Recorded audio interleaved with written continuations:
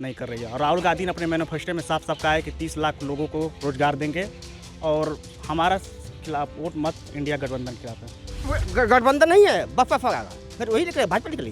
तो चौहानों के नेता बाल्की चौहान भी हैं और हमारी बात आप सुन लीजिए, हमारी बात।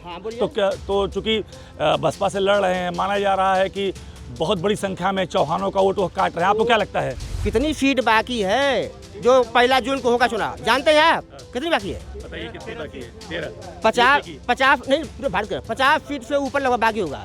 ये सीट का चुनाव होगा तभी नहीं होगा। मैं जानता हूँ कि भाजपा वो बहुमत में चली गई। नमस्कार, आप देख रहे हैं यूपी तक और मैं हूं आपके साथ दुर्गा किंकर सिंह। इस समय हम घोसी लोकसभा क्षेत्र के ग्राम सभा बेलचौरा में हैं और बेलचौरा में यह चौहान बस्ती है। आपको बता दें कि इस सीट पर आखिरी चरण यानी कि 1 जून को मतदान होना है।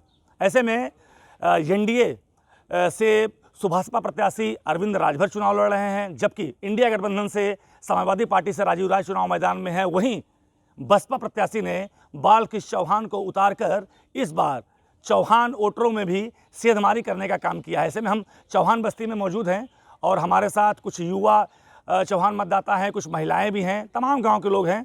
उनसे बातचीत करेंगे और यह जानने की कोशिश करेंगे कि आने वाले 1 जून को जब घोसी का चुनाव आएगा उसको लेकर यह क्या सोचते हैं और इनके मन में क्या है। कुछ लोग हमारे साथ यहाँ मौजूद हैं, हम उनसे बातचीत करेंगे। क्या नाम है आपका? रजत चौहान। रजत जी, क्या स्थिति है? बालकृष्ण चौहान को उतार दिया है बसपा ने, तो चौहान मतदाता क्या सोच रहे हैं, कहाँ जाएंगे? इस समय चौहान मतदाता 50-50 का मामला है। और देखा जाए तो इस समय दल बदलू की तरफ से इनको देखा जा रहा है, इसलिए चौहान मतदाता कुछ लोग देंगे, कुछ लोग बालकृष्ण चौहान को देंगे। अगर हम बेलचौरा की बात करें, बेलचौरा में खड़े हैं, चौहान बड़ी कम्युनिटी है यहाँ पे, काफ़ी संख्या में आप लोग हैं, तो यहाँ भी 50-50 है कि या अलग अलग? यहाँ पर देखा जाए तो 70% भाजपा को देंगे और 30% बालकृष्ण चौहान को देंगे। और कुछ और हमारे पवन चौहान है उसको 2% लोग देंगे। और तो पवन चौहान निर्दल है? हाँ, निर्दल है। क्या नाम है आपका? रामोद चौहान। रामोद जी, किस तरफ जा रहा है चौहानों का मत? हम तो मत तो हम ना जान पाते हैं, लेकिन हम तो ये जानते हैं कि हम तो मोदी वाले हैं, या मोदी जो के हमेशा मोदी जो के दे लें, हमेशा उन्हीं के दे भाई। अब बसपा ने चौहान उम्मीदवार को उतारता हो, पूर्वांचल में जाति के नाम पे तमाम वोट होते हैं, तो क्या चौहान बट नहीं रहा है जाति के नाम पे? अभी वो भाजपा के पाले में ही खड़ा हुआ दिख रहा है, बालकृष्ण चौहान कोई फैक्टर नहीं लग रहे हैं? अब ऐसा नहीं कि हम तो भाई क्या चौहान उठे चाहे कोई उठे, हम तो भाजपा ही हैं या भाजपा ही के देवे करब। भाजपा के वोट दिला, भाजपा के देवे करब। तो क्या लग रहा है, कहाँ कौन जीत रहा है? हमके तो ये समझ में आवता कि अपने कि भाजपा हमारी जीत थी। तो ये भाजपा को वोट करते आए हैं, भाजपा का ही वोट देंगे। क्या नाम है आपका? राजू जी, आप बताइए, आप भी इसी गांव के बेलचौरा के हैं। यहाँ भी 2 मत आ गया, एक लोग कह रहे हैं कि 50-50 बट रहे हैं, जबकि एक चौहान जी ने बताया कि हम भाजपा को ही वोट देंगे मोदी जी को जानकर। क्या आपका क्या विचार, युवा आप हैं? देखिए सर, हमारा तो पूरा मत महंगाई और बेरोजगारी के खिलाफ है। क्योंकि सर महंगाई इस समय 2022 में जहाँ पेट्रोल का दाम, तेल का दाम 100 रुपये लीटर था, आज 170 रुपये हो गया है। और दाल भी देखिए कितना कीमत पे है। और जैसे यूपी पुलिस का पेपर हुआ, पेपर लीक हो जा रहा है, तो सरकार इस टाइम ठीक ठाक नहीं चल रही है, क्योंकि रोजगार के नाम पर सब वही हो रहा है जो होना चाहिए। तो क्या सोच रहे हैं कि आप कहाँ जा रहे हैं? अगर रोजगार की बात किया जाए तो क्या लग रहा है, कौन रोजगार दे सकता है? मोदी सरकार लोगों को बस जुमलाबाजी कर रही है, यहाँ पर कोई मतलब युवाओं के हक में कोई बात नहीं कर रही है। और राहुल गांधी ने अपने मैनिफेस्टो में साफ साफ कहा है कि 30 लाख लोगों को रोजगार देंगे। और हमारा खिलाफ वोट मत इंडिया गठबंधन के खिलाफ है। तो क्या जो राहुल ने अपने मैनिफेस्टो में घोषित किया है घोषणा पत्र में, उससे संतुष्ट हैं और लग रहा है कि वो वायदे जो घोषणा पत्र में किए वो पूरे होंगे? बिल्कुल संतुष्ट है, क्योंकि सर किसी भी आदमी को बार बार जिताने से उसका मतलब वो अपना काम सही से नहीं करता है, तो एक बार चेंज होना चाहिए सरकार को। बालकृष्ण चौहान बिरादरी से हैं, बसपा से लड़ रहे हैं, किस स्थिति में उनको देख रहे हैं आप? देखिए, बालकृष्ण चौहान की स्थिति लगभग 50-50 है, लेकिन कह नहीं सकते हैं, क्योंकि राजीव राय भी बहुत मजबूती से लड़ रहे हैं, लेकिन उनका पलड़ा भारी है। क्योंकि यहाँ पर 3.5 लाख वोट मुसलमान है, मुसलमान का वोट पूरा लगभग जाएगा राजीव राय को। और चौहान लगभग 2 लाख मतदाता हैं, लेकिन 20 से 25% लगभग राजीव राय की तरफ जा रहे हैं। और यादव वोट लगभग 2.5 लाख हैं। तो यादव वोट लगभग मान के चले 99% लगभग जाएंगे। तो टक्कर ज़बरदस्त है, लेकिन राजू राय लगभग जीत। मतलब आपने जोड़ के रखा हुआ है इंडिया गठबंधन के पक्ष में आप जा रहे हैं, तो उनके वोट बैंक को भी जोड़ के रखा हुआ है। की सरकार बननी चाहिए, सरकार बननी चाहिए इंडिया गठबंधन। कुछ और लोग हैं हमारे साथ, उनसे बातचीत करेंगे और जानेंगे कि क्या स्थिति है इस बिलचौरा गांव में चौहानों की। क्या नाम है आपका? ओम प्रकाश चौहान।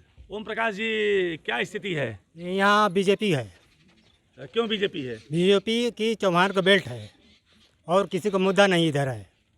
तो चौहान कहाँ जा रहे हैं? हाँ, समझा कि जाएंगे छड़ी पे, छड़ी पे जाएंगे। छड़ी पे जाएंगे। उसके पीछे क्या वजह है? वो चाहिए कि मोदी को देखते हैं ना। मोदी को देखते हैं। हाँ, और कुछ नहीं है, मोदी को देखते हैं। तो मोदी को देखते हैं। क्या नाम है आपका? सोहन चौहान। सोहन जी, यहाँ एक आध दो लोग हैं जो कह रहे हैं कि भाई प्रत्याशी अच्छे नहीं। आपका क्या विचार है? मेरी बात सुन लीजिए। सबसे बड़ी चीज़ ये कि जब यहाँ 14 में चुनाव हुआ था, 14 में लोकसभा का, तो बसपा सपा गठबंधन नहीं था। तो यहाँ भाजपा जीती थी गोफी लोकसभा में। 19 में चुनाव हुआ था, बसपा का यहाँ खाता नहीं खुला था पूरे उत्तर प्रदेश में। जब 19 में चुनाव हुआ तो बसपा सपा ने गठबंधन कर लिया। 14 में खाता नहीं खुला बसपा का। गठबंधन करने के बाद तो अब सोचे कि हमारे अखिलेश सोचे कि हमारी सीट बढ़ेगी, लेकिन 14 में अखिलेश जी का सीट 5 ही रही। गठबंधन करने के बाद 19 में 5 ही रही। बसपा को 10 सीट मिला। ऊपर बसपा कह रही है कि हमको यादव राय को वोट नहीं दिए। तो यहाँ फिर भी बसपा 14 में लड़ा था। अरे सपा राजू राय हार गए। लक्षण की बात है, राजू राय फिर लड़ रहे हैं, फिर हारे गए। छड़ी जीतेगी। फिर गठबंधन नहीं है, बसपा फगागा, फिर वही निकले, भाजपा निकलेगी। तो चौहानों के नेता बाल्की चौहान भी हैं। और हमारी बात आप सुन लीजिए, हमारी बात। हाँ, बोलिए। तो क्या, तो चूंकि बसपा से लड़ रहे हैं, माना जा रहा है कि बहुत बड़ी संख्या में चौहानों का वोट वो काट रहे हैं। आपको क्या लगता है? वो कुछ नहीं होगा। 99 में बाल्की सिंह जीते थे। 99 में क्या किया उन्होंने? कुछ नहीं किया। तो चौहान मैंने कुछ नहीं, जहाँ जाएगा वोट तहीं जाएगा। तो क्या लग रहा है आपको, अगर पूरे जिले की बात की जाए तो चौहान कहाँ जा रहे हैं? कितनी सीट बाकी है? कितनी सीट बाकी है जो 1 जून को होगा चुनाव? जानते हैं आप कितनी बाकी है? बताइए कितनी बाकी है? 13। 50 नहीं, पूरे भारत का 50 सीट से ऊपर लगभग बाकी होगा।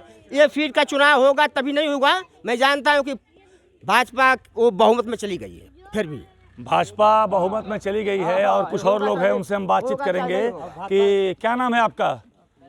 मेरा नाम शिवनाथ चौहान है। तो शिवनाथ जी, हाँ, कहाँ जा रहे हैं चौहान यहाँ के, बेलचौरा के? बेचरा के चौहान कहाँ जाएंगे?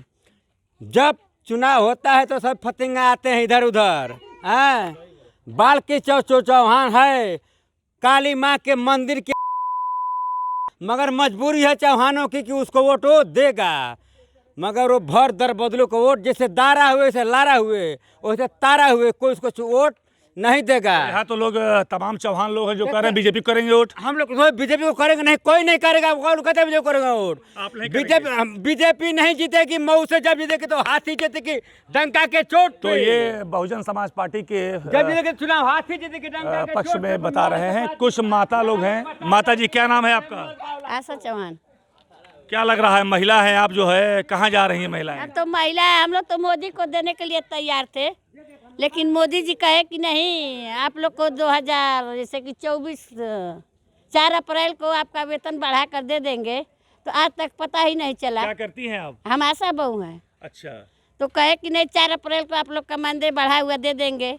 हम लोग 5 दिन धरना किए, 10 दिन किए, 15 दिन किए, कुछ नहीं हुआ। तो मानदेय बढ़ाने के लिए आप किसको वोट करेंगी? हम लोग तो मोदी को देंगे वो। देंगी? लेकिन वो कहे हैं अच्छा। 4 जून को भी आपका पता चल जाएगा तो हम लोग आपका मानदेय दे देंगे। मतलब अभी विश्वास है, मानदेय नहीं बढ़ा, लेकिन उसके बाद भी मोदी को वोट करेंगी? देंगे। देंगी? हाँ, देंगे। और कुछ महिलाएं हमारे साथ मौजूद हैं, हम उनसे बातचीत करेंगे। चूँकि यह गांव है और गांव में लोग हैं, अपनी जो भी बात है एक लाइन की वो बताएंगी मुझे। क्या नाम है आपका? नहीं बात करेंगी। आप बताइए कि आपका क्या नाम है? हमारा नाम बिंदु है। तो बिंदु जी, क्या सोच रही हैं? चौहान, आप महिला हैं, तो क्या स्थिति लग रही है गांव की और चौहान मतदाताओं की? जेकर जहाँ मर्जी तहाँ वोट दे। हमन अपन चौहान बिरादरी पर वोट दियल जाई। चौहान बिरादरी पे बल्कि चौहान को? हाँ, ठीक है। किसको देना है? मतलब चौहान को किसको दे रही हैं वोट बिरादरी पे? चौहान पर चाहे बाल्की सुन के दे दियल जा, चाहे मायावती दीदी के दे दियल जा। 2 आदमी में दे दियल जाए केहू के। तो ये थे हमारे साथ बेलचौरा गांव के वह तमाम लोग जिन्होंने यूपी तक से बातचीत की और बताया कि इस चुनाव में वह किसको वोट देने जा रहे हैं। कुछ लोगों का कहना है कि वह जाति के नाम पर, यानी चौहान है इसलिए चौहान को वोट करेंगे, यानी कि बसपा के पक्ष में जाएंगे। वहीं ज़्यादातर लोगों ने यह बताया कि चौहान होने के बावजूद भी वह मोदी में विश्वास करते हैं और मोदी के हाथों को मजबूत बनाना है। तो एक बड़ी संख्या यहाँ यह भी है कि जो भारतीय जनता पार्टी के पक्ष में वोट करने की बात कर रहे हैं, जबकि वहीं एक युवा ने बताया कि हम इस बार इंडिया अलायंस के प्रत्याशी राजू राय को वोट करेंगे। तो कुल मिला जुला के अगर हम बेलचौरा गांव के चौहान बस्ती में चौहानों की बात करें तो यहाँ पर मिली जुली प्रतिक्रियाएं सामने आई है, जिसको देखकर ऐसा लगता है कि चौहानों का वोट एक तरफा किसी को नहीं जा रहा है। निश्चित रूप से यह वोट बैंक बढ़ता हुआ दिखाई दे रहा है। अब 1 जून को मतदान होने के बाद